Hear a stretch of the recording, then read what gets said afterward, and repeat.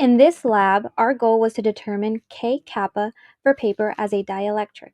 We determined this through creating a parallel plate capacitor and using the paper as a dielectric.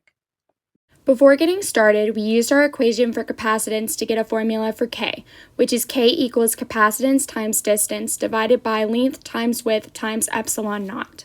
We used estimated numbers to get an estimate of what K might be in the experiment and got 18.7. We then derived the uncertainty of K symbolically. For the experiment, we used aluminum foil to create two identical capacitors. We made a tab on each of the capacitors to make measuring easier when using the multimeter. The capacitors were approximately the same size as the sheets of paper that we were using as dielectrics. First, we put 10 sheets of paper in between the two capacitors and tested it with the multimeter to determine the capacitance.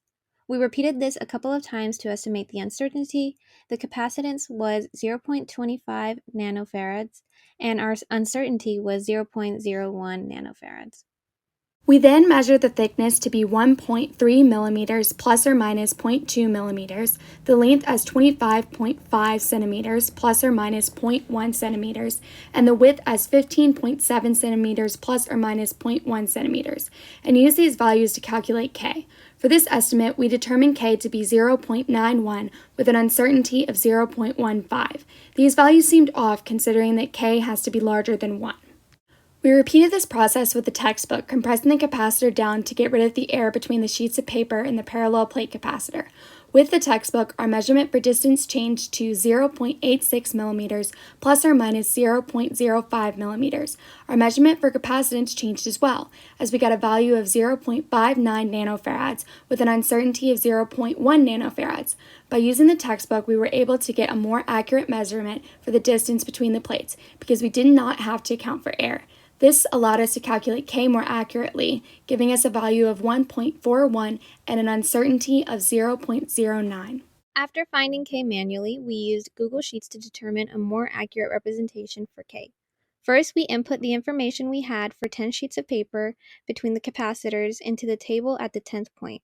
Then we repeated the steps, decreasing the amount of paper we put in between the plates each time. We were comparing the capacitance separation and the capacitance, and we found that the capacitance got smaller as the separation got smaller.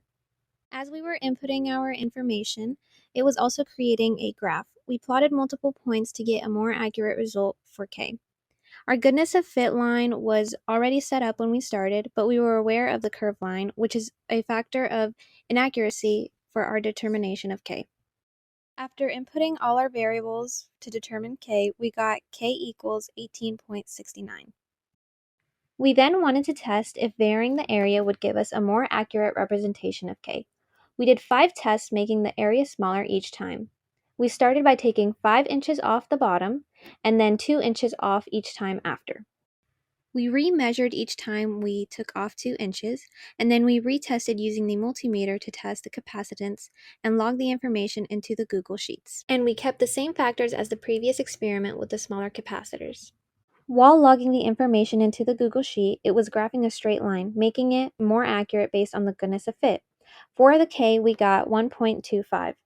As the capacitor's area got smaller, the capacitance got smaller. We did not need to make the dielectric smaller because we were just changing the area and not the distance between the capacitors.